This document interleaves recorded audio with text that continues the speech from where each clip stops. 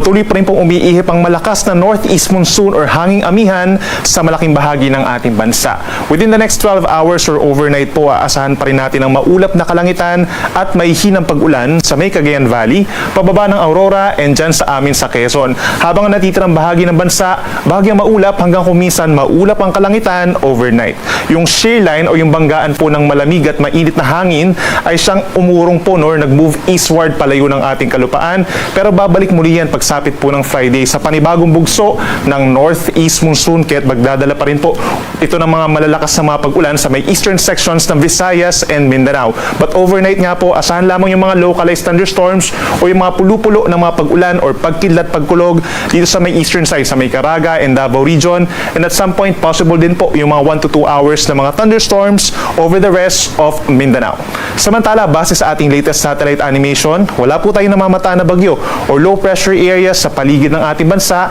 at aasahan na anumang weather disturbance hanggang sa matapos ang weekend.